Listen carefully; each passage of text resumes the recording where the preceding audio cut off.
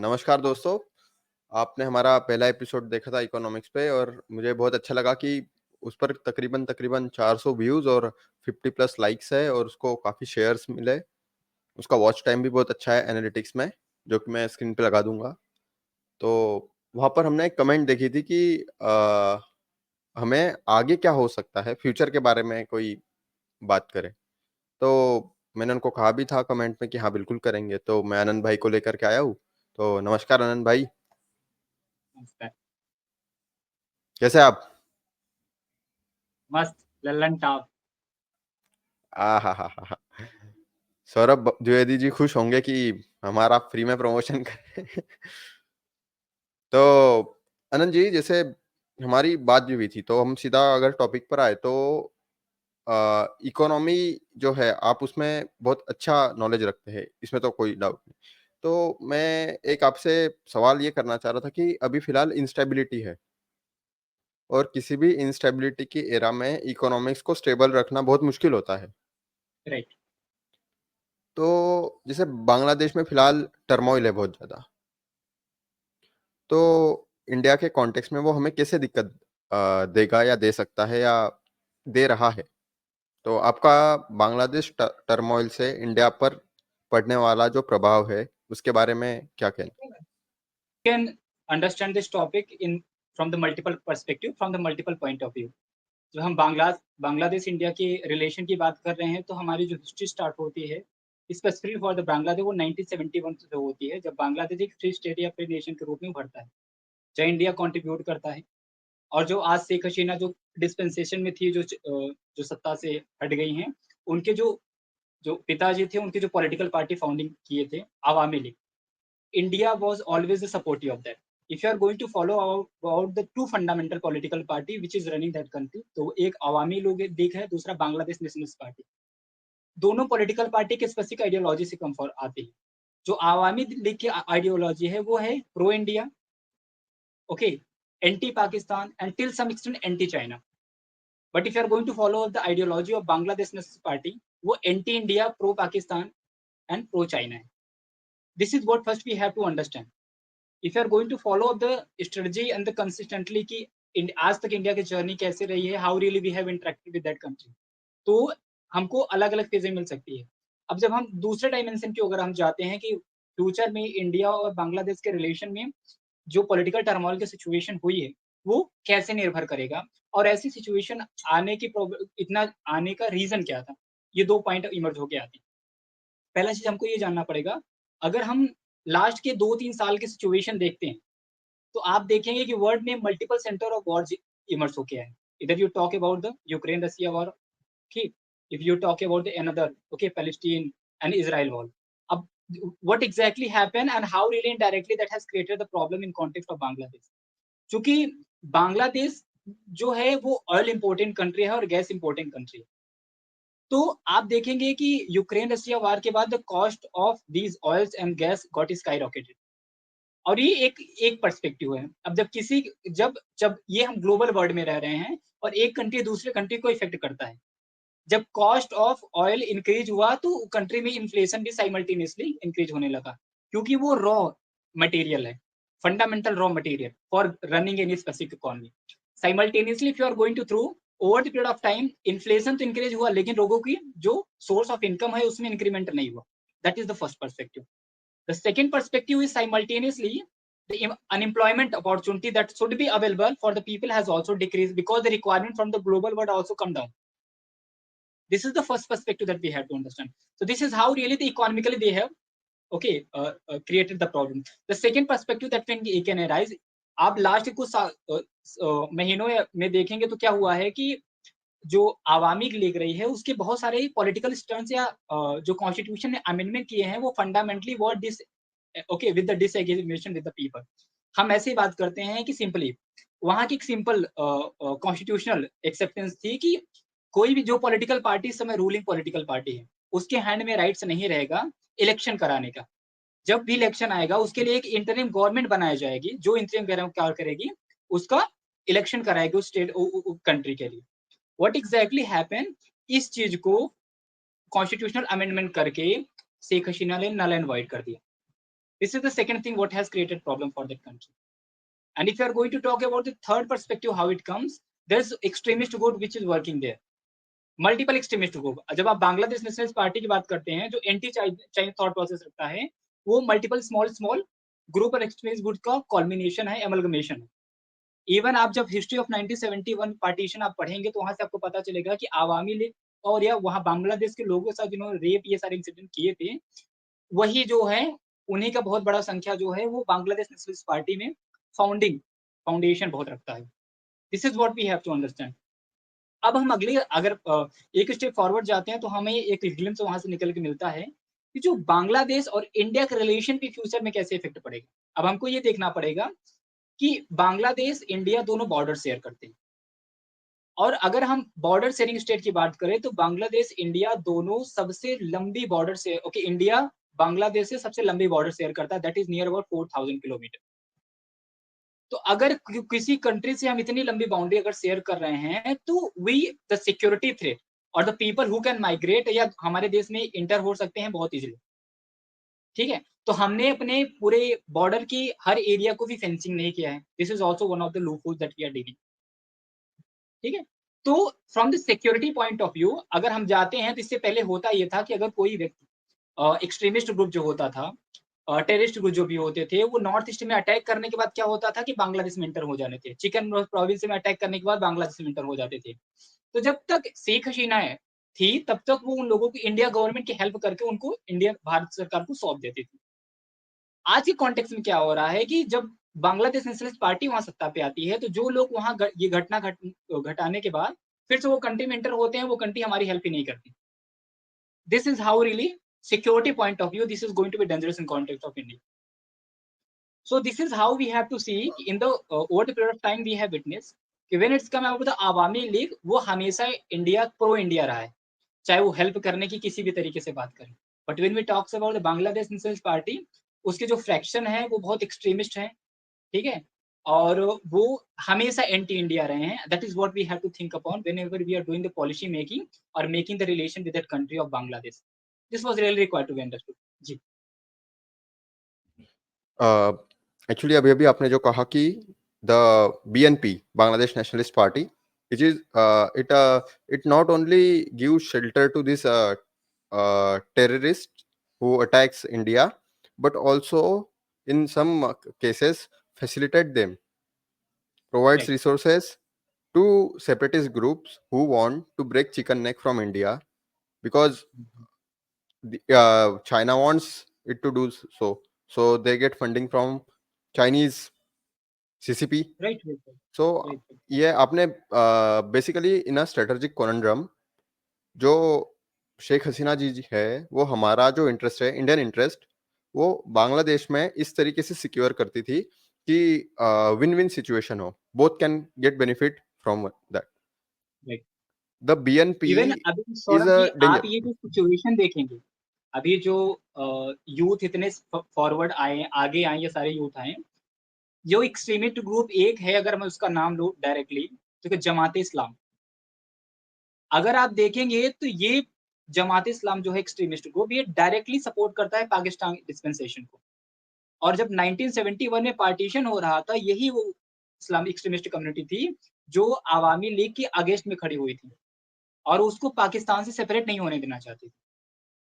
This is what I am talking. और बहुत बड़ा जो यूथ को मैनिपुलेट करना, ठीक है, आगे जो भी हम देखें प्रोटेस्ट हो रही है सब में, इस कम्युनिटी का बहुत बड़ा रोल रहा है. ठीक है, तो हम एक स्टेप और आगे अगर जाते हैं तो एक्चुअली हमको पता चलता है. हाँ.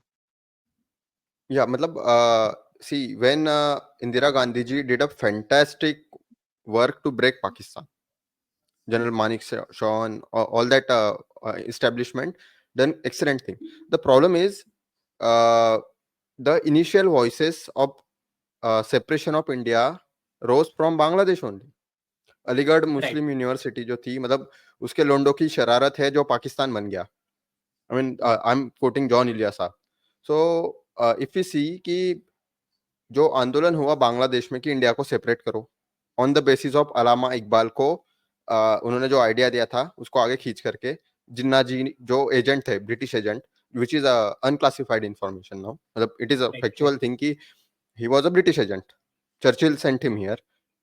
और उस चक्कर में पाकिस्तान ऐसे बना कि Bangladesh and Pakistan here. Now if you see, Bangladesh अलग हो गया, बट स्टिल सेपरेटिस्ट जो वॉइसेस थी वहां पर, those who want to not only cut India into 1,000 cuts, but uh, bleed India into 1,000 cuts, but they want India to get separate. uh, like हम इसे अगर सादी भाषा में कहें तो आप देखोगे कि जिस बंदे को उन्होंने जेल से रिलीज करवाया अभी recently, have you read his statement? He said Punjab को अलग हो जाना चाहिए, साउथ इंडिया को अलग हो जाना चाहिए, और चाइना को उसने रिक्वेस्ट की है कि they should attack India and cut the chicken neck. So this, ये जो आपने जो कहा अभी कि इस तरीके के जो लोग थे जो पाकिस्तान से सेपरेट नहीं होना चाहते थे, वो अभी भी वहां. और अभी हुआ ये है कि कुछ पता नहीं क्या हुआ है, पिछले कुछ 30 सालों में गधों की संख्या ज्यादा बढ़ रही है नेचर में, तो यहाँ पर इनकी ज्यादा संख्या और बढ़ गई. तो अब हम देखते हैं कि जो शेख हसीना जी थी, उनका जो विरोधी गुट है वो बहुत स्ट्रांग हो गया है. तो आपने बिल्कुल सही कहा. अब ये तो आपने, हमने सिनेरियो हमने जान लिया, how it affects our economy. Bangladesh और हमारी इकोनॉमी का क्या साठगांठ है? तो हम जब देखते हैं कि बांग्लादेश और इंडिया की इकोनॉमी में, तो हमको एक चीज़ बहुत यूनिकली अपीयर होके आती है, क्योंकि बांग्लादेश की इंस्टेबिलिटी कुछ कॉन्टेक्स्ट में इंडिया के लिए प्रॉफिटेबल हो सकती है। टेक फॉर द एग्जांपल, जब Bangladesh is a centre centre for the okay, जब हम बात करते हैं कि चूँकि कॉटन प्रोडक्शन, ये सारे प्रोडक्शन की बात हम करते हैं, तो जो वहाँ चीप गारमेंट्स. लेबर बहुत अवेलेबल है comparing to India. That is why in when it's come about the cloth or all in these types of things, they are dominating in that context. Or they are the exporting country. Because of this instability in that country, the opportunity is going in the hand of India. और अगर India इस opportunity को अच्छे से avail करता है, in the coming future we are going to dominate in the field of okay, cotton production तो हो ही रहा है, but simultaneously the cloth making all the stuff. ठीक है, तो that can really work in one perspective. From the another perspective what we can say is that कि जब हम देखते हैं कि हमारा बहुत सारा ट्रेड, जब रिलेशन की हम बात करते हैं, तो इंडिया का और बांग्लादेश के ट्रेड रिलेशन में हमको किस चीज़ें देखने की मतलब यूनिक ऐसे दिखाई पड़ती हैं कि बांग्लादेश जो कंट्री है, उसकी जो ज्योग्राफी है, ठीक है? उसकी जो ज्योग्राफी है, उसको नॉर्थ ईस्टर्न पैच से कनेक्ट करने के लिए हमने क्या किया कि मल्टीपल योजनाएँ चलाई, ठीक है? चाहे वो ओके नॉर्थ ईस्ट पैच से जोड़ने के लिए म्यांमार, बांग्लादेश और इंडिया, इसकी बात हम करें, ठीक है? What exactly is going to appear in the coming future because of such a political transformation that has taken place? ये जो हमने वहाँ पे इन्वेस्टमेंट किया है, that is going to be really problematic in context of India, और उसको recover करने में थोड़ा कठिनाई हो सकती है. From this point of view, economical point of view, this is going to be really problematic in context of India. अभी अब आप देख सकते हैं कि जब अडानी चूँकि छत्तीसगढ़ में जो वो ठीक है, न्यूक्लियर प्लांट लगा था, जहाँ से शायद जितना भी इलेक्ट्रिसिटी का प्रोडक्शन हो रहा था, वो बांग्लादेश में जा रहा था. तो Bangladesh has not repaid the money. Because of that even the okay they are saying कि अगर हाँ, वो उसको रिपे नहीं कर रहे हैं, तो हम स्टॉप कर देंगे इलेक्ट्रिसिटी को, and we are going to move for international court of, ठीक है? और वहाँ से हम जस्टिस की रिक्वायरमेंट करेंगे. So from the economic point of view, these countries are okay, इस कॉन्टेक्स्ट में वो प्रॉब्लम क्रिएट हो सकती है. ये चीज़ें जानने की ज़रूरत है. Right. Yeah, actually there is a $1 billion of amount due Bangladesh के साइड में. $1 billion अदानी जी को देना है. खैर जैसे आपने एक बहुत इंपॉर्टेंट बात कही कि हमने वहां पर even we went to Malaysia, Thailand by road. हमने राइट. रास्ता बना दिया, you know that train track. And because of our geographic limitation हम चिकन नेक से नॉर्थ ईस्ट को पूरा कंट्रोल नहीं कर सकते. So we have that port in Myanmar, port in Bangladesh. तो हम सी रूट से सामान भेजते हैं और वहां से वो ऑफलोड करते हैं वापस. सो उसमें दिक्कत आ सकती है. अब बात रही इस जब भी धुआं उठता है तो आग होती है, इसलिए उठता है बिल्कुल. लेकिन ये आग जो उठती है, ये जो धुआं एक स्पेसिफिक तरीके से उठ रहा है, तो ऐसा प्रतीत होता है कि ये आग लगाई गई है. तो आपको क्या लगता है, ये आग लगाने वाले कंपोनेंट्स कौन है इन द ग्लोबल कॉन्टेक्स्ट, जैसे जियोपॉलिटिक्स के कॉन्टेक्स्ट में. सो अगर मैं कहूँ तो आई इनिशियली थॉट कि it China is one of the member जिसने करवाया, बट देन आई थॉट कि then I got to the conclusion कि no no, China have nothing to gain from it. So अगर कुछ भी चीज हो रही है तो हमें ये देखना चाहिए कि इससे सबसे ज्यादा फायदा किसको हो रहा है, और जिसको सबसे राइट। ज्यादा फायदा हो रहा है indirectly he is sustaining that problem. तो आपका क्या व्यू है? तो तो इसको चाइना और अमेरिका दोनों कंट्री वर्क कर रहे हैं। लेकिन चाइना जो है वो स्टेप बाय स्टेप मैनर में, और जो ड्रास्टिक हमको पॉलिटिकल ट्रांसफॉर्मेशन हुआ, इसमें अमेरिका के एंगल बहुत है। Take for the example, China want to control the chicken neck province of India, but he is also very quite sure कि अगर मैं चिकन नेक प्रोविंस को कंट्रोल करूँगा, तो जो मेरा इंडियन ओशन से ट्रेड हो रहा है, उसमें डिस्ट्रप्शन आएगा। So he is not doing anything directly. Now what he is doing, he is investing in the region of the Bangladesh.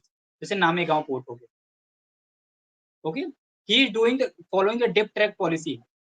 Simultaneously also giving the money such a political party which are very against with the ideology. Okay, जब when you talk about the ideology of India, तो India context में जो agitation वाले political party हैं, जिनको अभी हमने कहा एक्सट्रीमिस्ट को, उनको वो सपोर्ट कर रहा है. This is the first dimension. From the point of view America, America also want to increase its dominance in the Indian Ocean, mainly in the region of the Bay of Bengal. तो बे of Bengal में जब वो approach करता है वो specific island के लिए, तो बांग्लादेश से जो डिनायल स्टेटमेंट आता है, that is something what is created the comfortable ground.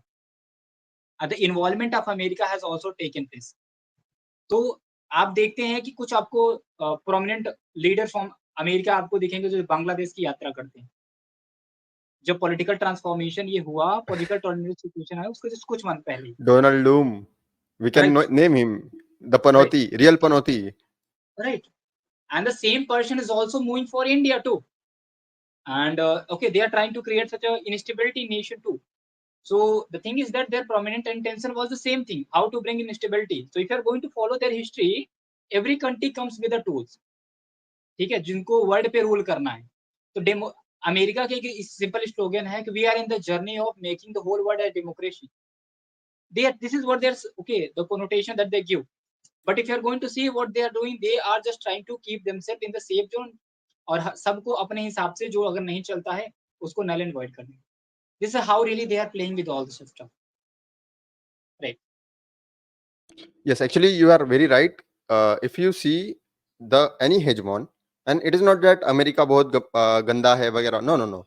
The the power have certain limitations, and to achieve power you have to do certain things. Critical mass phenomena कि अगर पानी को उबालना है तो 100 डिग्री आपको जो इन्वायरमेंट है वो बनाना पड़ेगा, पानी उबल Right. जाएगा. सो पावरफुल रहने के लिए जो करना पड़ता है अमेरिका करता है. इट इज नॉट गुड और bad, it is just they are doing that. अगर अगर हम उसे इथिकली मॉरली देखें तो पावर को इथिकली देखना नहीं होता है. I mean it is very wrong thing. It is very unethical to look a powerful people in ethical context. तो बात ये रही अमेरिकन की. So they want to maintain their hegemony, and they very well understand that 400-year cycle of power change. So if you see how America retains power in any conflict, आप देखोगे तो Americans के जो भी हथकंडे है वो है इंस्टेबिलिटी क्रिएट करवाओ, और वहां से मतलब मैकियावेलियनिज्म है ना कि चुपचाप पीछे पीछे से जाके पेट्रोल डाल दो, आग लगा दो, और सामने फायर ट्रक लेकर के पहुंच जाओ कि ला इतने पैसे, तेरा आग बुझा दूंगा. This is America. So what they are doing is in Bangladesh. So at मतलब शुरू में एक रूमर आया था कि they want that island there in Bay of Bengal. But then I look for it. So वहां पर तो एक हवाई पट्टी भी नहीं बन सकती. It is very small island. It is not useful. But then I got to know कि artificial island बनते हैं ना. So Right. Americans want Bay of Bengal for 3 reasons. First, have you seen that news कि Chennai to Vladivostok trade route शुरू हो गया है? America क्या उस ट्रेड रूट पे वॉच रख सकता है? It can't. It don't have any resources to have, Right. तो आप पाओगे कि अमेरिकन्स आर वेरी चतुर चालाक people, and in to remain in power they understand the power of information. सो आप पाओगे कि वो हर चीज इंफॉर्मेशन रखते हैं, and they keep predicting scenarios, और वो उस हिसाब से काम करते हैं। सो अगर वो यहाँ पर बे ऑफ बंगाल में आ जाते हैं, तो उससे उनके 3 हित कंप्लीट हो जाते हैं। पहला, जो बे ऑफ बंगाल में इंडिया ने माइनिंग शुरू की है नेचुरल गैस की, ओएनजीसी, Hmm. तो जहाँ पे भी नेचुरल रिसोर्सेस है वहाँ अमेरिका आ जाता है, फर्स्ट वो। दूसरा, रशिया इंडिया का जो ट्रेड होगा व्लादिवोस्टॉक से चेन्नई, उस पर वो वॉच रख पाएगा। और तीसरा, उससे चाइना काउंटर हो गया, because China is a big problem for US. So मैं एक चीज पा रहा हूँ कि यूएसए इज सबसे ज्यादा कंट्रीब्यूशन यूएसए का है, and they are doing this through that Gene Sharp 198 of non violent peaceful regime change methodologies, which is just 2-page document, but it is enough to topple any government peacefully. Right. So what are your views on this regime change operation in Bangladesh? Yeah, it can be understood in a this famous statement or quotation given by a prominent geopolitician कि America want a unipolar world, China want a bipolar world. America want bipolar Asia, China want unipolar Asia, whereas India want multipolar world, India want multipolar Asia.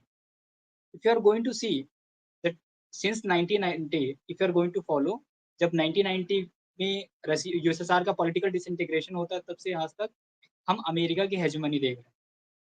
But over the period of time what हमें और एक दूसरा भी glimpse दिख रहा है power shifting का। अब इससे पहले क्या था कि अमेरिका और यूरोप के बीच का जो अटलांटिक जोन था, this was the zone of geopolitics जो ग्लोबल था। Now that is shifting, that is वो शिफ्टिंग होगी कहाँ आ रहा है, that is coming the region of the South China Sea. Okay, and the very prominent region behind that, if you are going to see the country like China. अब क्या हो रहा है कि जब by the power is going to divide into two nation, that is going to bring down the hegemony of one nation. So this is becoming the more problem for the America.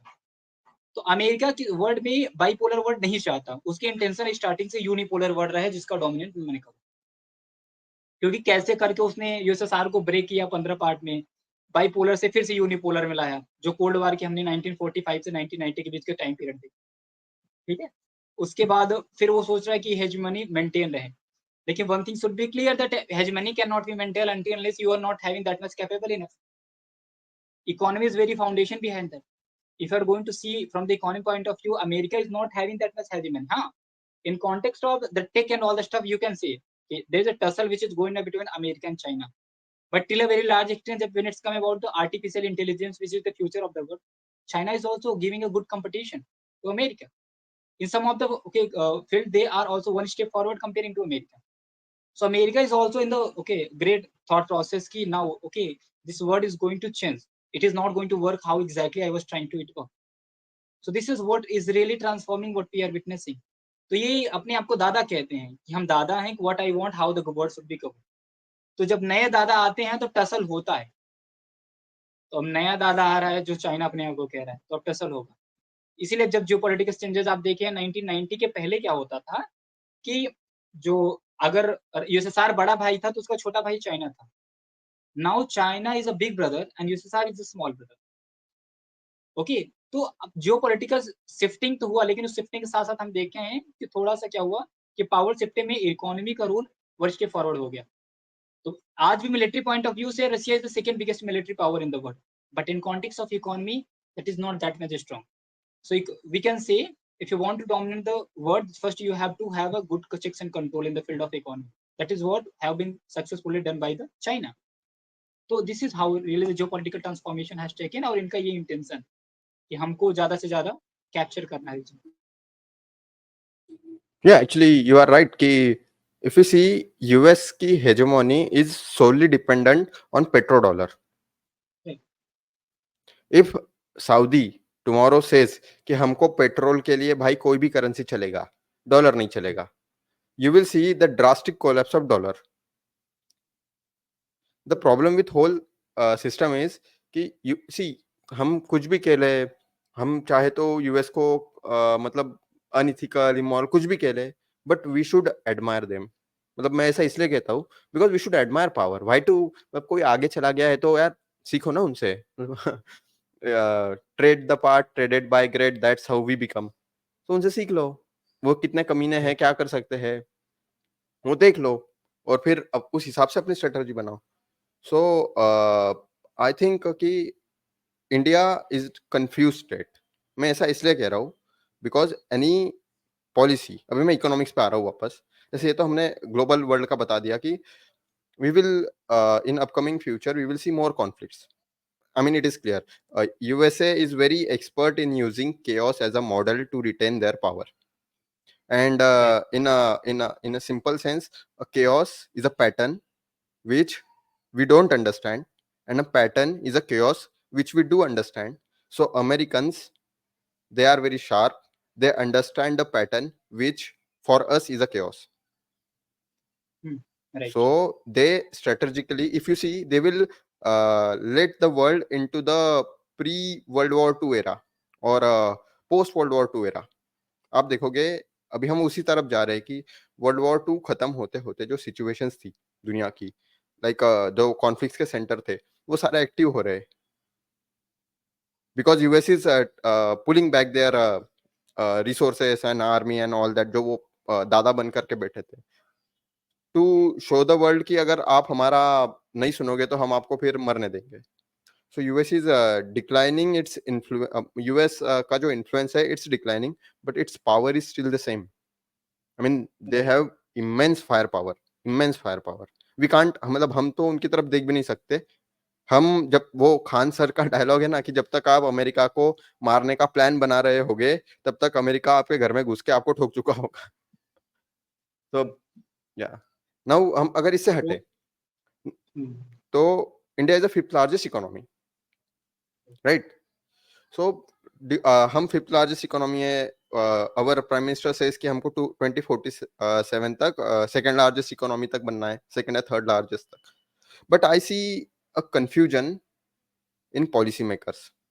जैसे I have, if you see the economic survey on all that, any policy have four demands, at least four demands, that what your country's objectives, right? What are Okay. your priorities for achieving them? What is the strategy you are going to achieve them?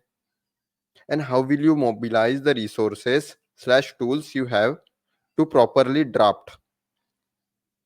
You should Right. have a proper draft about three things. One, where you want to go. Second, how you will reach there. Third, how much resources do you have and how much resources you lack. So how to gather them. These three things are required. Right. In India, आप बस मतलब लंबी लंबी बातें सुनोगे कि हम ये हो जाएंगे वो हो जाएंगे। Where is the blueprint? Right. Right. Example, in single line example, we all say we are nationalist, which we all are. There is no ऐसा कोई नहीं होता है कि कुछ बोल देने से कोई एंटी नेशनल हो जाता है ना। Where is the national security doctrine? I mean India में लोग नेशनलिस्ट अपने आप को बोलेंगे। I mean I was working with, मेरी कंपनी यूरोपियन है। आई वाज, मेरा कलीग को मैंने बोला कि we love our country, we for our national security don't tell some things to someone, है ना? So you know she ask me what, where is your national security doctrine? और तब भाई मुझे ऐसी शर्म आई। I mean with you also know कि we don't have national security doctrine. Similarly, we don't have economic doctrine. We don't have doctrine how to reach our goal. I mean, we may have a unrealistic goal, idealistic goal, but how to reach there is missing. So, what is your take on this? We need realistic Right. approach, pragmatic. So I believe so. Ki two things, both the things have its own relevancy, and I don't believe that in context of India, extreme can be solution. Take for the example the policy making that is being done in the country and the policy execution. There is not a great match between both the two. Till some extent, we have seen that India have done the beautiful task in the policy making, but in policy execution, we are lacking behind. Okay. From the another perspective, if you are going to see, हमें ये दिखाई पड़ता है कि एक dimension तो India develop दिख रहा है, दूसरे डायमेंशन नहीं. So here the political journey that we have followed उसको एक dimension हमको touch करना पड़ेगा. We have never promised कि we are going to be a capitalist nation. We have accepted that we are going to be a socialist nation. So the profit that we are going to generate from somewhere else, we are going to use the same profit to provide somewhere else. So from the pragmatic point of view, if we are going to talk about the policy, okay, execute, okay, the making is taking place. But when it's come about the different aspect, that you can't be practical every time, because the very big population of you is not something matching with that specific level of intelligence or consciousness. So also the political party come up with some same thought process ki I want to bring a amalgamation between both the two. If I'm going to sit in the extreme, I am not going to survive here. So this is the same thing can be seen in the policy making too. The policy making that is taking place in India. From the one point of view, we are watching that okay, political party who they are coming and giving the whole lot of the previous. They're not the political. Okay, simultaneously they are also doing the policy making. जहाँ वो ऐसे policy बना रहे हैं long term के लिए. So they are trying to choose the centric part. Okay, they are not being कि नहीं हमको केवल क्या करना है free vision. They are also still realistic quite sure कि without wealth creation I can't survive. So I need to provide some comfortable ground for the private sector too. So this is how really the model of economy is being prevalent in context of India. And that is what we have accepted too. Very big population has accepted. तो हमको accept करना पड़ेगा and we are moving forward. No, exactly, because Right. in India, wealth creators are punished. Consumerism is Right. what can I say? You promote consumerism. कि आप consume करेंगे तो आपका consumption based economy होगा. But the problem is जो consumption base आपने बनाया है, आपने खुद से सिल्वर प्लेटर पे अपने जो बाहर के देश थे, वो बाहर के देशों में एनी में भी आते हैं, उनको दे दिया कि ये लो आप प्रोडक्शन करो हमारे लिए. Like China, in matter of crisis अगर चाइना ने बोल दिया कि हम आपको ये ट्रेड में ये नहीं देंगे, ये सामान नहीं देंगे, अरे व्हाट कैन वी डू यार? हम कितना ही कंजम्पशन बेस हो जाए, क्या हम मतलब अपने जो क्या कहते हैं अपने घर की चाबी किसी दुश्मन को नहीं देनी होती है. सो this is one one point. Second point is इस देश में कैपिटलिस्ट लोगों को बुरी नजर से मतलब हार्म नहीं किया जाता. बाहर के देशों में बहुत बदतर है कि लोग तो अमीर लोग तो जी नहीं सकते सही से, वो भी है. I don't deny that. But in India जैसे किसी ने अगर कोई वेल्दी है, so the concept of socialism is उसे लो एंड गरीब को दो. Now a wealthy person will not get angry अगर वो देखता है कि उसकी वेल्थ गई वहां पे. I mean it literally reach to someone who was lacking food in his plate. उसको गुस्सा नहीं आएगा. But Right. तो जो जिन्होंने रिस्पॉन्सिबिलिटी ली है कि हम आपका थोड़ा लेंगे और गरीबों को देंगे, तो वो पाता है कि गरीब को मिला नहीं, जिसने मेरा छीना था या मुझसे लिया था वो खुद उसको खा गया. Corruption I am talking. तो कोई भी वेल्दी बंदा यहाँ वेल्थ जनरेट करने के लिए क्यों एस्पायर करे, जबकि उसको पता है कि मैंने अगर कुछ करना ही है तो मुझसे ले ही लेंगे, तो मैं क्यों ज्यादा करूं, जो है सही है. Right. Right. तो ये मतलब साइकोलॉजी भी कोई चीज होती है. There is appeal cycle. अब हम लोग बहुत चीजों को निग्लेक्ट कर देते हैं. But why should a wealth generate करने वाले लोग, उन्होंने वेल्थ जनरेट क्यों करनी चाहिए? तो इस पर आपका व्यू, मतलब what is the incentives for them? Right. तो सबसे पहले हमको ये जानना पड़ेगा कि हमारा थॉट प्रोसेस क्या है और थॉट प्रोसेस के चेंजेस कैसे करने हैं. टेक फॉर एग्जांपल, एक बेबी को हम मिनिमम क्या कहते हैं कि 9 महीने उसको पेट पे रहना पड़ेगा. उसका एक टाइम पीरियड है, जितने समय में अगर वो उसके पहले निकल जाता है तो प्रॉब्लम आएगी, लेट में निकलता है तब भी problem. In the same context app capitalism के इन्वायरमेंट को देने के लिए आपको एक स्पेसिफिक टाइम देना पड़ेगा. जब आप उसको टाइम देंगे तो फिर वो जो वेल्थ क्रिएशन करेगा, अब उस वेल्थ क्रिएशन में आप सोशलिज्म के मॉडल को फॉलो कर सकते हैं. It means first, until unless you are not going to be a capitalist enough, okay, good capitalist model, you can't execute the socialist model in effective manner because you are going to lack with the wealth creation. What exactly is happening in context of India? The capitalism is going. It has not touched that specific limit of 9 months of the baby comparing. उसके पहले ही बच्चे को निकाल लें. So that's what happening, and this is what is also the reason very big number of people, either you talk about also leaving the nation, because they have found one thing is that the either you talk about the tax slab that we are following or the policy making that we are doing is not something what is matching for creating them comfortable environment. So that is required to be focused upon if you really eagerly devoting ourselves to be a okay superpower or the developed country in the coming future. That is required to be focused on.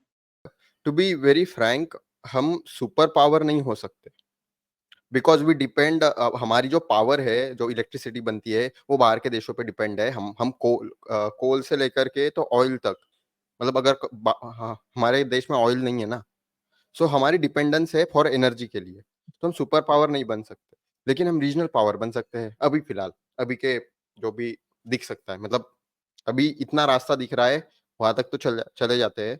तो अभी India ने regional power बनने पे focus करना चाहिए, ये super power वगैरह छोड़ देना चाहिए। मतलब व्हाई टू बी अनरियलिस्टिक यार, मतलब पंख उगे नहीं है, आसमान में उड़ने के ख्वाब क्यों देखे?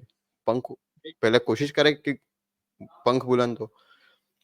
मैं पाता हूँ इन इंडिया, अभी जो बजट आया, पीपल ने मतलब मुद्दा आता है, लोग उस पे गुस्सा करते हैं, अपना एजिटेशन दिखाते हैं, and suddenly after 15 days that's gone, nobody talks about it again.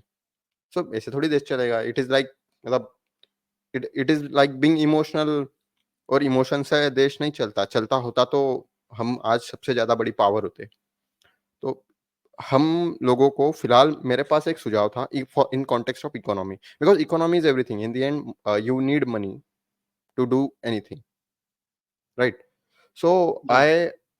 I have this suggestion ki why we don't abolish income tax, personal income tax, not other taxes, income tax. Because what I see is rich people have access to all these CA and the uh, economist and all these people who derive policy or who draft policy.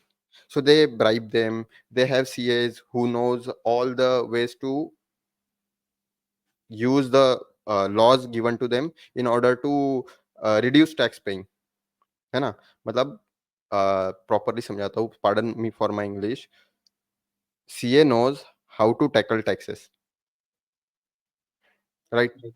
He is employed by a capitalist or a very rich person in order to save his money. तो अब वो जो सरकार को tax देने के लिए उसने सीए को एम्प्लॉय किया, उसका टैक्स बच गया। जो गरीब आदमी है, उसको टैक्स देना नहीं है, एंड उसको देना भी नहीं चाहिए। I mean with all sympathy to, गरीब है बेचारा क्या।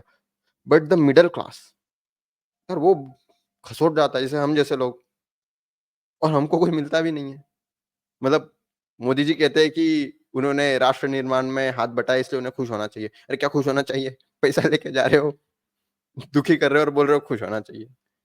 तो ये जो है, ये पहला प्रॉब्लम है। दूसरा, if you see all the agricultural sector or primary sector, it is tax free.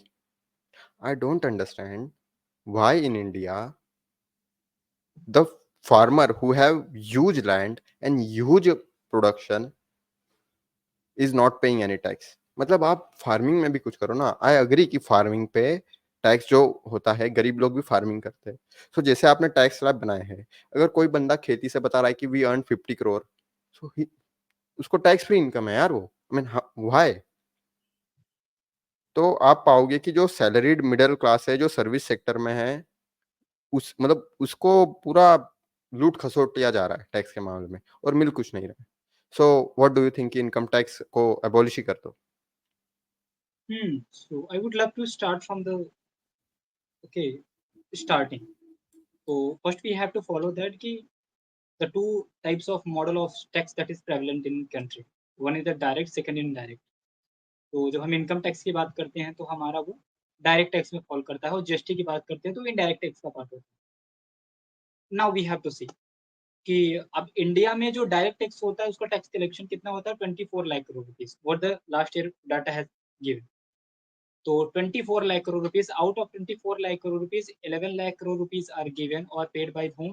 This corporate, इनको गाली देते हैं, ठीक है। 13 lakh No, crore no. It is reduced. CSR is only 18%, which was 35% in Right, one right. time. But even though if you're going to see more than 15 lakh rupees, the new tax slab that has come last year, the transformation has taken place. More than 15 lakh, that is the 30%. That has decreased comparing to study. The thing is that two dimension, I'm coming just there. So when I first talk about the direct and indirect tax, so when I'm talking about the this one, this direct tax और the income tax, तो इसमें जो हमारी पूरी country का, पहले तो हमको ये देखने के हमारी कंट्री की पॉपुलेशन का 6% पॉपुलेशन वो है जो वास्तविक रूप में डायरेक्ट टैक्स पे करने या टैक्स स्लैब में फॉल करता है। हमारा जो टैक्स स्लैब था वो पहले 2.5 लाख रुपए से स्टार्ट होता था, now that is the 3 lakh rupees.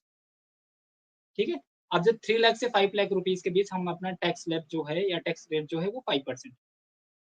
तो आज भी कॉन्टेक्स्ट में जब हम बात कर रहे हैं कि हमारे कंट्री का जब 6% पॉपुलेशन केवल टैक्स स्लैब में फॉल कर रहा है, तो उस 6% में जो बहुत बड़ी पॉपुलेशन है that is of the middle class, जो वर्किंग एज पॉपुलेशन।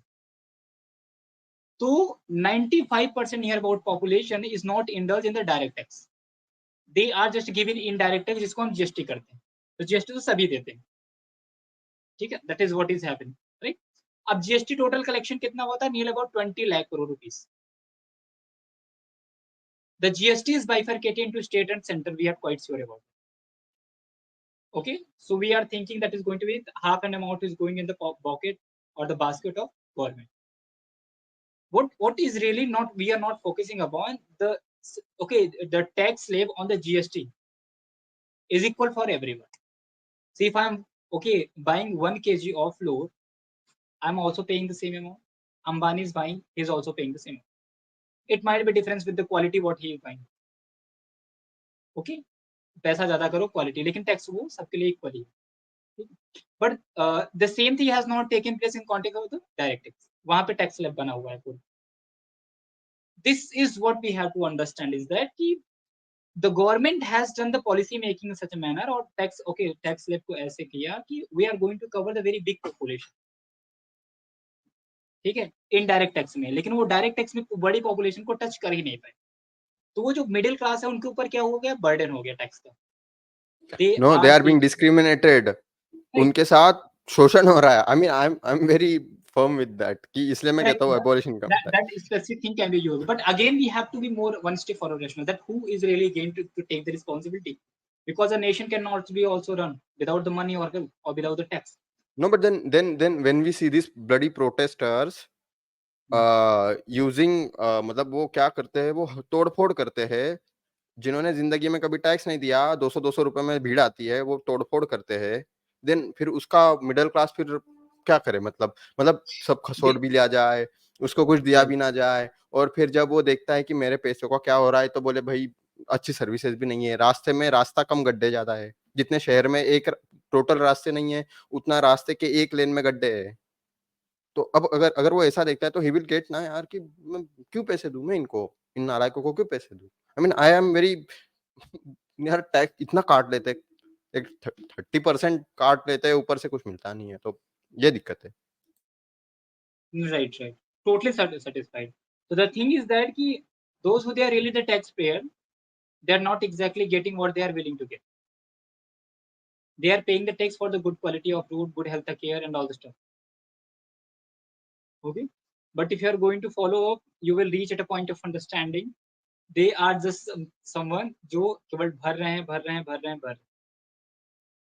ठीक है, तो from this point of view I can say कि हाँ, they are not getting the justice what really the justice should be stand for. I mean if you go लेकिन to फिर government hospital after even paying the tax, आप पाओगे right, आपके लिए वहां नहीं है, no facilities. So why should one right, pay the tax. So I am यही saying, see, I am not saying कि एबॉलिश इनकम टैक्स बिकॉज ये सब हो रहा है ना. This is a one way. देखिए, अजिटेशन कोई भी होता है ना, वो अजिटेशन को हमें एक कॉन्टेक्स्ट में पुट करके एक सॉल्यूशन ओरिएंटेड जगह पर उस एनर्जी का इस्तेमाल करना होता है ना. So I am very solution oriented person. So जो एजिटेशन है उसको हम सॉल्यूशन की तरफ लेकर के जाए तो बेटर है, नहीं तो आंदोलन तो होंगे ही. मतलब बाहर की पावर तो रेडी है कि हमें बर्बाद करना है. So what I want is, मैं ऐसे हवा में नहीं बोल रहा हूँ कि इनकम टैक्स को फेंक दो वगैरह वगैरह. No no, only 5% people are paying income tax. आप अगर उनसे वो हटा दो, सो यू विल सी कि उनका जो पैसा है वो कहाँ जाएगा. They will go to the bank ना यार. अब बैंक के इंटरेस्ट रेट बढ़ा दो. सो जो बंदा टैक्स दे रहा है, जिसका आपको बस सीधा टैक्स ही आ रहा है, मतलब और कोई तो सरकार को ऑप्शन नहीं है, है ना? उसमें भी इतना टैक्स आने के बाद में उसको फिर मतलब क्या ही ये सब कचरा ही कर रखा है।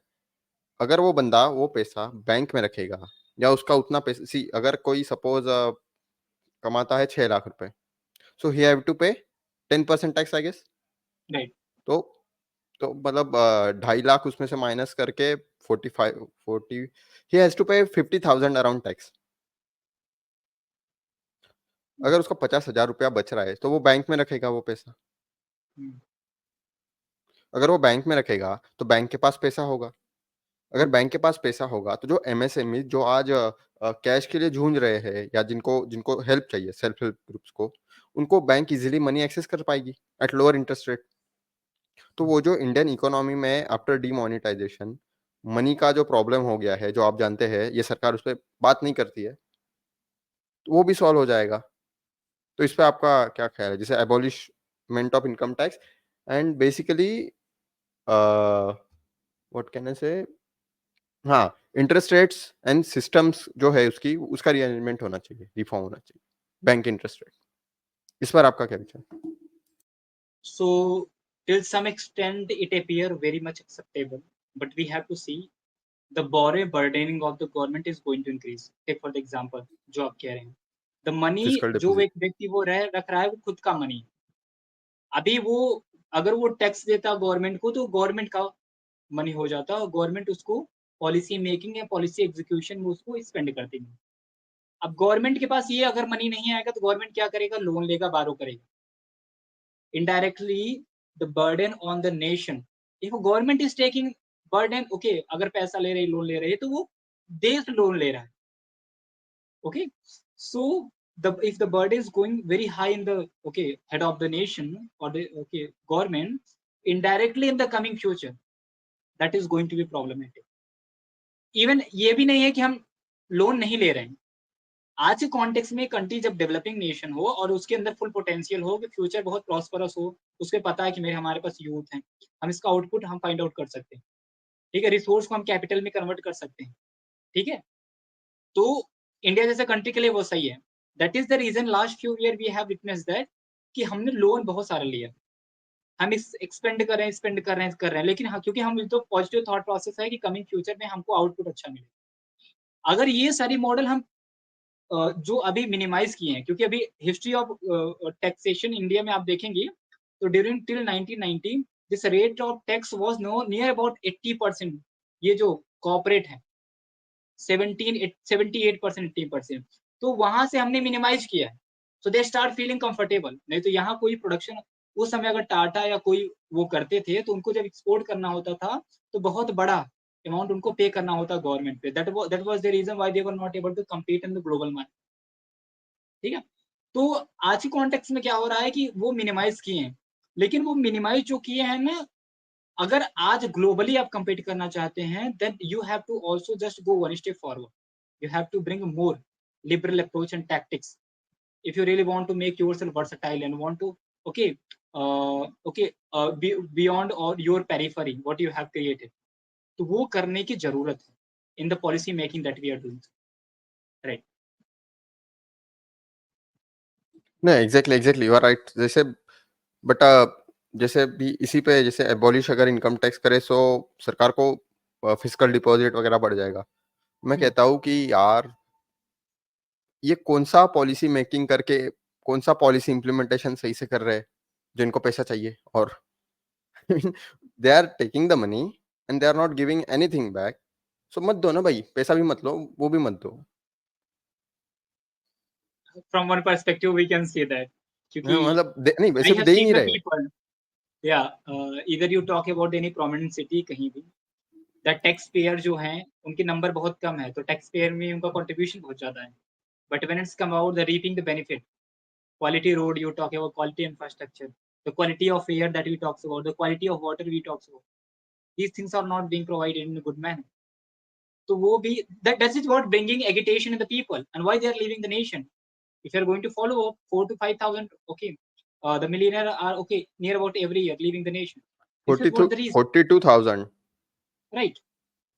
So this number has increased in very skyrocket way over the last few years because they're having the money, but they know that yeah, I'm giving the money for the nation. If they are not they're not getting success in this context, what they are given, they are following the different model of ghettoization, जहां वो अपना एक colony बना रहे हैं elite class का, जहां वो रह रहे हैं और दूसरी सोसाइटी सेपरेट उससे रहे. So this is also okay creating the whole lot of the problem in the future. This is So that actually is regarding. formation of I mean if we see that jati system, this is formation Right. of new type of caste system that Hmm. elites are coming up and they are जैसे मेरे Class uncle जी एक जगह classification. पर, हाँ, जैसे हम I can tell you क्योंकि हम भी ऐसे ही एक जगह रहते हैं और मतलब मेरे अंकल मुंबई बॉम्बे में है वो, तो उनका हमने अपार्टमेंट देखा, दैट अपार्टमेंट इज मतलब उसी में उनका जिम है, मतलब they are like a city of their own, Right. Like you know. So अगर ऐसी कॉलोनीज ही बनने लग जाए सो इट इज प्रॉब्लमेटिक. जैसे हम इंडिया में सोशल मोबिलाइजेशन ज्यादा करवाना चाह रहे हैं एंड हो ये रहा है इन सब चीजों की वजह से कि सोशल मोबिलाइजेशन तो छोड़ दो, इकोनॉमिक स्टैग्नेशन अलग हो रहा है. तो पहले कम से कम जो इकोनॉमिक मोबिलाइजेशन था आपस में वो भी बंद हुए जा रहा है. तो this Right. This is the problem. तो Historically, we हमें have इस पे seen the caste differentiation or differences. Now we are watching the class differentiation. The people who they are of the good amount of money in their pocket, now they have created their different zone. जैसे पहले क्या होता था कि गांव में भी कि अपर क्लास जो हैं या अपर जो तबके के हैं उनका रीजन एक रहेगा जहां वो रहेंगे, जो नीचे वाले हैं वो कहीं और रीजन पे रहेंगे.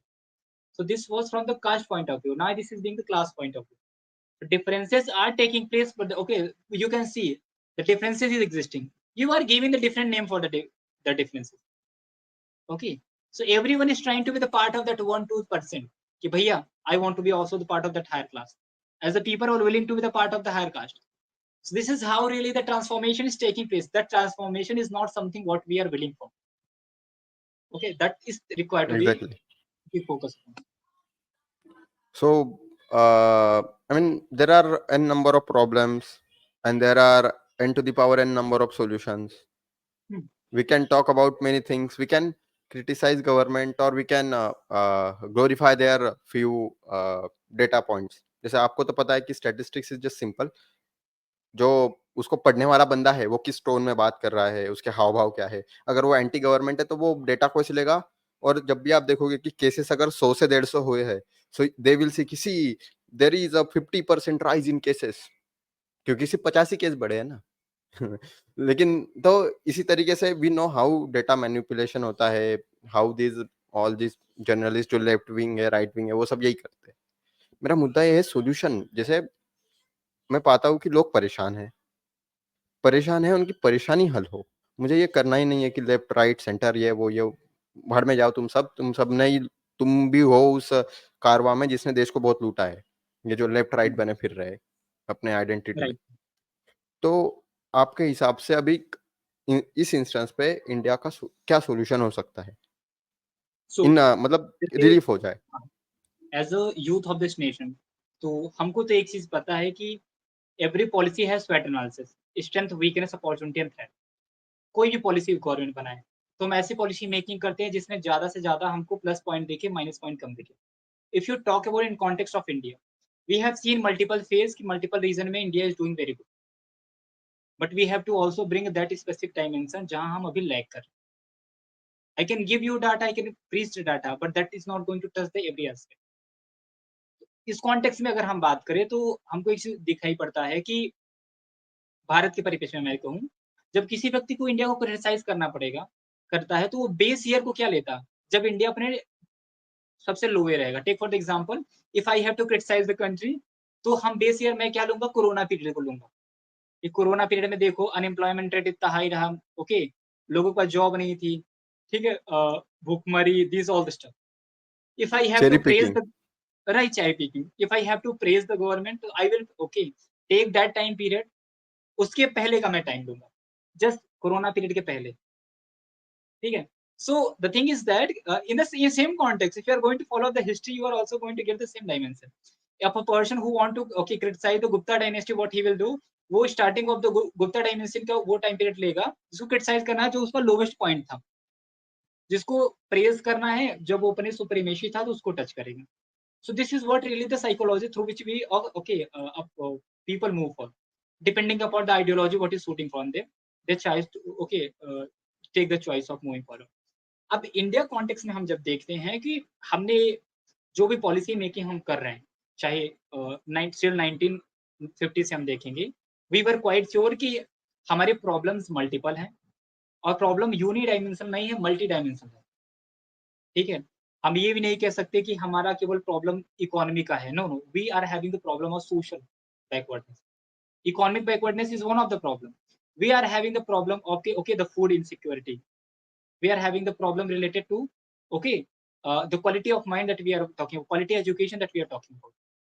So the government has said that I'm going to take the responsibility of everything. I'm going to upheld everyone from the bottom up. But that thing has not worked over a period of time.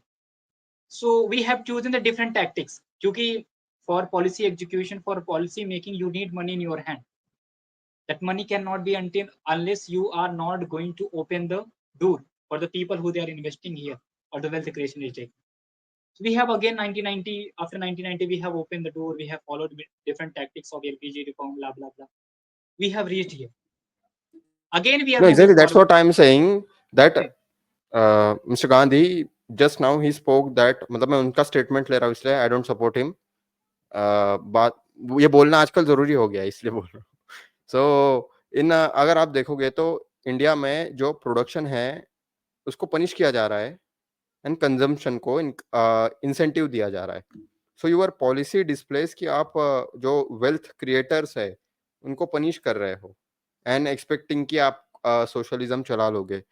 सो ये बिल्कुल उसी तरीके से है कि घर में अगर बड़ा बेटा ज्यादा कमा रहा है और वो खुशी से सबको सब मतलब करे जा रहा है तो ठीक है उसको मतलब आपको बस ये करना है कि वो जो उसको उतनी इज्जत मिले उसको ये सब मिले. अगर आप कहोगे कि नहीं तुझे करना ही पड़ेगा नहीं तो निकल, वो निकल जाएगा. फिर आपके घर की बत्ती मतलब सब बुझ जाएगा आपका. फिर क्या करोगे? तो जब Right, right. जो So, मार्क्स को कहा था, मार्क्सिस्ट बनने से पहले जो मार्क्स ने कहा था उसको समझ तो लो कम से कम कि द right. जो भी मीन्स ऑफ प्रोडक्शन को कंट्रोल करेगा वो इनडायरेक्टली रूल करेगा सोसाइटी पे, राइट? अब यहाँ पे सब लोग मार्क्सिस्ट है, लेकिन यहाँ पे कोई वो मीन्स ऑफ प्रोडक्शन को जनरेट करने वाला ही नहीं है, तो लोग मार्क्सिस्ट बन के क्या कर रहे हैं? फिर वो अपने ही घर में खुद ही का नुकसान करवा रहे हैं कि जो बनने वाले हैं आगे वेल्थ जनरेटर्स उन्हीं को पहले ही निपटा दे रहे हैं कि नहीं, नहीं, नहीं, नहीं, नहीं, तुम आगे जाकर के हम पे अत्याचार करोगे. ये भी एक प्रॉब्लम हो रहा है. इस पे आपका विचार? right. So we can say in this perspective कि पहले हमको ये तीनों चीज देखना पड़ेगा.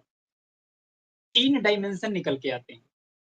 पहला डायमेंशन ये कि रिस्पॉन्सिबिलिटी सेंटिक या रिस्पॉन्सिबिलिटी से किसी को बाइंडिंग करो. जैसे आप हैं, आपने 1000 करोड़ कमाया, मैं कह रहा हूँ कि दिस इज योर सोशल और मॉरल बाइंडिंग कि आपको उसमें बहुत बड़ा अमाउंट सोसाइटी के लिए देना पड़ेगा.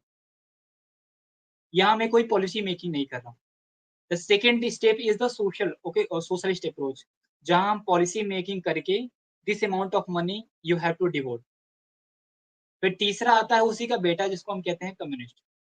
आपके सर पे बंदूक रखेगा और कहेगा चलो इतना निकालो.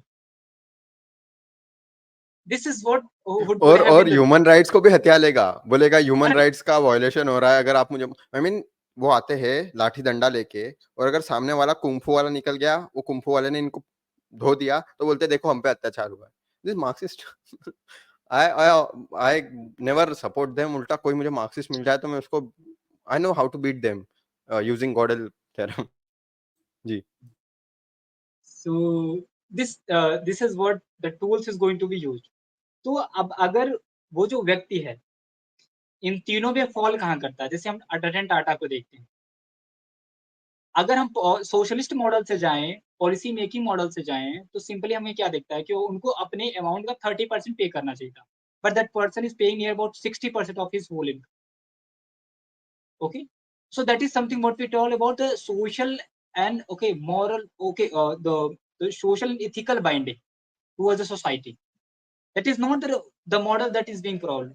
So this is the first perspective that is till some extent the some people are following, जिनको हम कहते हैं philanthropist या कुछ भी कहते हैं. ठीक है, उसमें ये बहुत घपला है, उधर मैं नहीं जा रहा हूँ. ठीक है, तो this is what is required to be understood. This ये 3 मॉडल वर्ल्ड में फेमस है।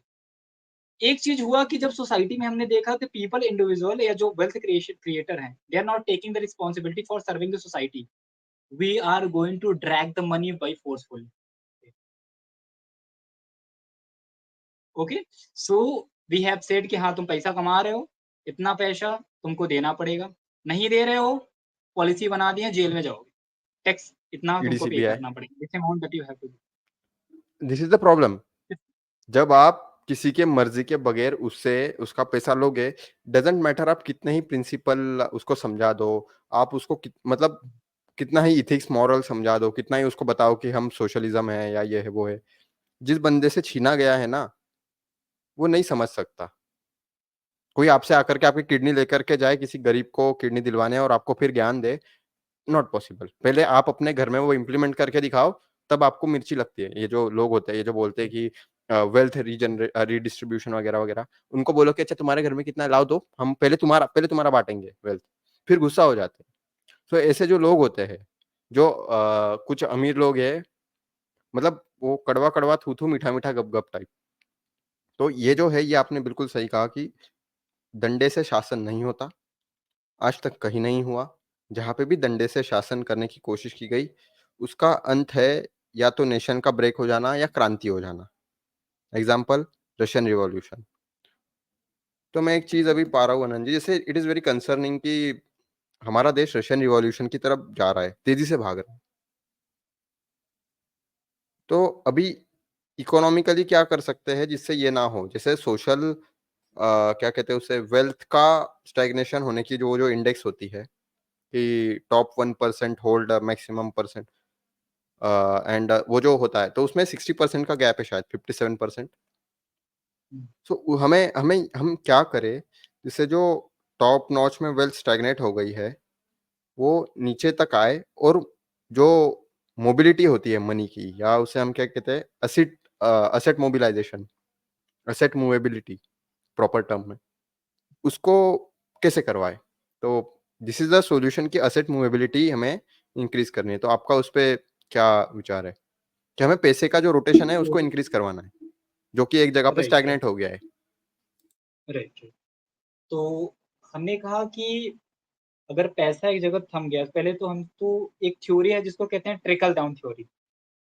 ये थ्योरी कहता ये है कि जो हायर या वेल्दी क्लास है, जो कैपिटलिस्ट जो लोग हैं जो गुड अमाउंट ऑफ मनी अपने पॉकेट में रखे हुए हैं, उनको अगर वो सोशल मॉरल बाइंडिंग नहीं शो कर पा रहे हैं, ठीक है, तो पॉलिसी मेकिंग के द्वारा क्या करेंगे कि आपको अपने प्रॉफिट का इतना अमाउंट ऐसे ऐसे फील्ड में इन्वेस्ट करना पड़ेगा, ताकि जो अदर सेक्शन ऑफ सोसाइटी है, जो वल्नरेबल सेक्शन ऑफ सोसाइटी है, जो weaker economically weaker section of society है, वो भी उसको प्रॉफिट कर सके।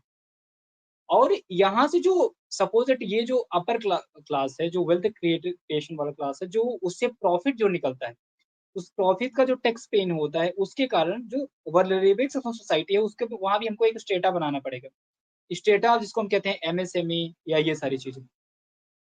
अब इससे क्या होगा कि वो जो लोअर स्टेटा के लोग हैं ना, उनको भी एक अपॉर्चुनिटी मिलेगी, depending upon their quality and skill that they are having with, they can avail in that field, वो प्रॉस्पर बन सकते हैं। So this is what really the model can be followed. The trickle down theory would have not been that much successful in context of India, but when it's come about bringing the policy like okay the MSME and all the stuff, these policies have come brought a tremendous transformation.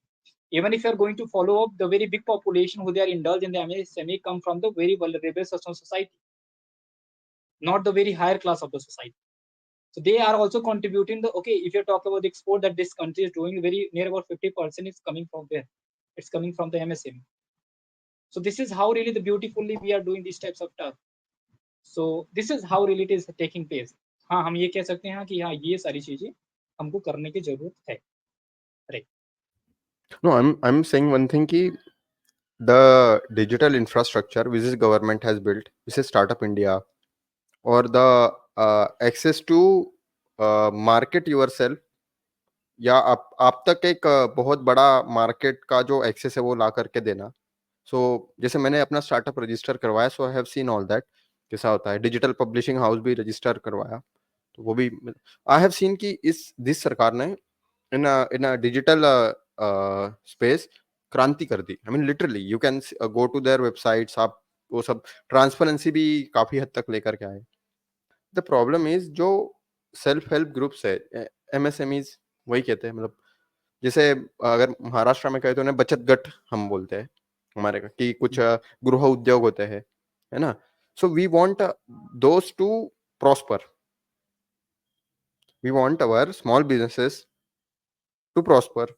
A problem is the capitalist who are very wealthy have access to loans, have access to uh, prime minister office, have access to CAs who help them to pay low taxes. So जैसे जो capitalism है वो chronic capitalism और capitalism के बीच में कहीं है फिलहाल in India.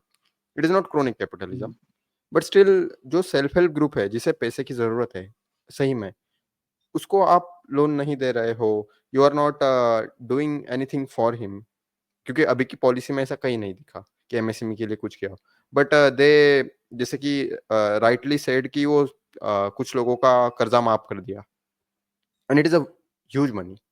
So what is your perspective कि हमें कुछ लोगों को अमीर नहीं करना, कुछ लोगों को, इंडिया की फितरत नहीं है कि कुछ लोगों को अमीर करोगे तो वो अपने समाज का ध्यान रख लेंगे, ये यहाँ किसी की फितरत नहीं है।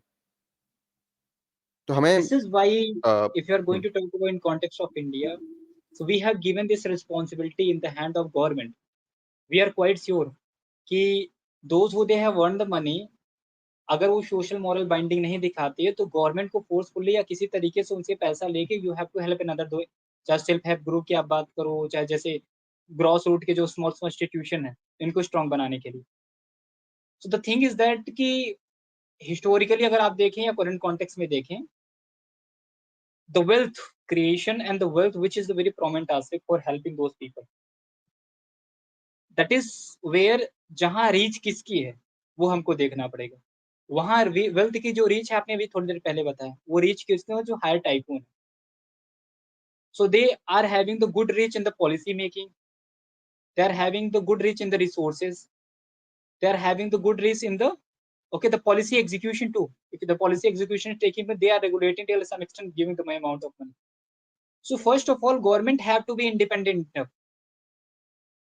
If the government is not going to be independent enough, okay, and social moral binding that I also talked about, this that is part from the preamble, that what devotion and what the, okay, DPSP, that is different state policy, okay, what is really the responsibility that a government have to put toward the citizen of this country. Until these things are not going to take place, and from here the very foundation is going to come forward, the consciousness of the people whom you are choosing, and what really the actually point based on which you are casting. The नागरिक बोध अगर हम हिंदी में कहें तो यहाँ Right. पे सी we can see, we can, I mean we can say all type of bad things to government or people who are in power, but as I see कि मैंने वो स्टोरी लास्ट टाइम भी बताई थी शायद, कि एक चाचा जी पान के ठेले पर गए, उन्होंने विमल मंगाई, विमल खाई, विमल खाते खाते उनको थूकने की तलब हुई, उन्होंने थूक दिया, वो बात करते रहे, शाम गुजर गई, घर जाने का समय आया, चाचा जी की चप्पल उन्हीं के थूके हुए विमल पर पड़ी, और जब उनका पाँव गंदा हुआ तो उन्होंने पलटकर कह दिया, कितनी नालायक सरकारें काम नहीं करती। Right. This is happening.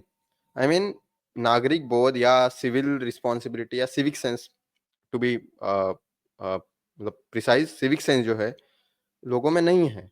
I mean I have seen people जो बस में बैठते हैं पब्लिक ट्रांसपोर्ट में, and they take this like pen, एंड वो ऐसे सीट में डालते हैं, यू नो, एंड से कि उसमें क्या है मुझे देखना है। अरे बाबा स्पॉन्ज है यार, और खुद के घर में जो कुर्सी है उसमें डाल के देख ले भाई। I mean why are you doing this? और फिर बोल, उनको कुछ बोला तो बोलते तुम्हारे बाप का है क्या? I mean pathetic. मतलब आपने देखा होगा रेलवेज, उन्होंने एक एक्सप्रेस शुरू की, तेजस एक्सप्रेस, शुरू-शुरू में, इट इज़ ओल्ड न्यूज़। लोगों को अच्छी फैसिलिटीज़ दी, यार लोग उसमें से ईयरफ़ोन, टैबलेट उखाड़ के ले गए यार। सो अब Right. क्या करें? सरकार फैसिलिटीज़ क्यों दे? ये भी तो एक Right. सवाल आता So है। this is जैसे why, this is why लोग we ही talk नालायक about, है। राइट। मतलब देखिए अब जैसे दैट इज़ हमारे जो व्हाई व्यूअर है, उनको बी गुस्सा आर आएगा अम्बेडकर कि हमें देखो क्या ये बोल रहे हैं। क्वेश्चन पूछा गया कि इंडिया में रियल में डेमोक्रेसी है या सर्वाइव करेगी? तो उन्होंने कहा कि इंडिया हैज़ नो डेमोक्रेसी और जब तक लोगों की चेतना नहीं होगी तो वो चेतना वाले व्यक्ति को चुनेंगे नहीं। नहीं, जब तक चेतना वाले व्यक्ति को चुनेंगे नहीं, वास्तविक रूप में वो ठीक है, अच्छी ऐसी पॉलिसी बनाएँगे नहीं कि जो वेलफेयर डेवलपमेंट हो। So the people, those who they are choosing, they are also thinking about my life, my choice, my rights. They are also concerned about their duties. और जिनको वो चूज कर रहे हैं वो, they are also very concerned about कि मुझे अपना 50 करोड़ 100 करोड़ बनाना। They are also not concerned about the duties towards the citizen. तो जैसे चुनने वाला वैसे वो नेता हुआ जिसको चुन रहे हैं। That is what happened. उसका उसका रीज़न आप अगर देखोगे सो आई मीन ठीक है, हम भी उसमें उतने ही गिल्टी है जितना लोग या सरकार है, क्योंकि अगर हम कहते हैं देश अच्छे से नहीं चल रहा है, तो ये देश पब्लिक का है और वो जो उसमें किसी एक पॉलिटिकल पार्टी का हाथ नहीं है, सबका हाथ है फिर। हुँ, है ना? मतलब why should right. We get मतलब why should we be biased कि अच्छा इनको हमने चुन के दिया, इन्होंने काम नहीं किया। उनको चुन के देना ही सिर्फ़ काम नहीं था, उन पे प्रेशर ग्रुप बनाए क्या आपकी सोसाइटी ने? आपकी सिविल सोसाइटी क्या कर रही थी? क्या आपने अपनी जो कॉन्शियसनेस है नेशन को लेकर के, वो आपने सही रखी है क्या?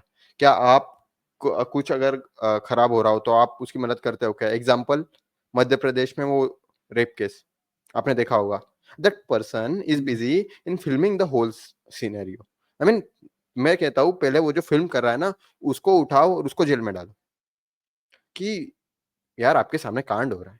जस्ट गो देयर एंड बाकी बताने की ज़रूरत नहीं है, आप मारो उसको, जो भी बंदा क्रिमिनल है उसको। मतलब गैर कानूनन कुछ मत करो, बट कम से कम उस लड़की को तो बचा सकते हो। But he was filming that. So अगर आप पाओगे इन होल, मतलब ये एग्ज़ाम्पल मैंने इसलिए दिया कि पीपल आर वेरी सामंतवादी in their nature. Every person in India is सामंतवादी। आपने देखा होगा जैसे हुँ, कि आई, मी, माई सेल्फ, और अगर कुछ थोड़ा अच्छा बंदा निकल जाता है, तो वो अपनी प्रॉक्सिमिटी का भला कर देगा। That proximity principle you know कि आदमी अपने हुँ, दायरे का ही ये रिस्पॉन्सिबिलिटी ले सकता है। नोबडी कैन से कि मैं देश बदल दूँगा, नहीं बदल सकता, कोई नहीं बदल सकता। हर राइट। कोई अपना-अपना जो दायरा है, अपने-अपने जो रिश्ते हैं, या जहाँ तक उसकी पहुँच है, उसको अच्छा कर दे, देश अपने आप अच्छा हो जाएगा। तो आपका इस पे क्या विचार है कि इंडिया में जो लोग हैं, उनको सिविक सेंस नहीं है, तो उनको सिविक सेंस लाने के लिए क्या-क्या करना चाहिए? सिविक सेंस लाने के लिए सो क्या-क्या करना चाहिए? जैसे हम अपने फंडामेंटल हम ड्यूटीज़ की ही बात करते हैं। सारे बात किए गए हैं कि what is really a, who is really a good citizen जो ये सारी चीज़ें करता है, रिस्पेक्ट नेशन करता है, यहाँ के रिसोर्सेज़ को रिस्पेक्ट करता है, सारी चीज़ें हैं। The thing is that a civic sense of a country और population can be said a good civic sense at that time जब वो अपने राइट्स और रिस्पॉन्सिबिलिटी के बीच एक बैलेंस बना के चले।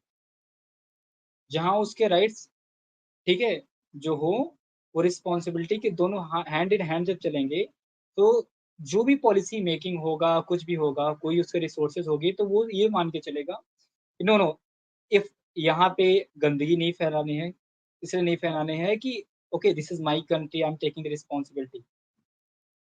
Okay, so this civic sense is the subject of also the okay जिसे हम कहते हैं ना कि cons very foundation of constitution.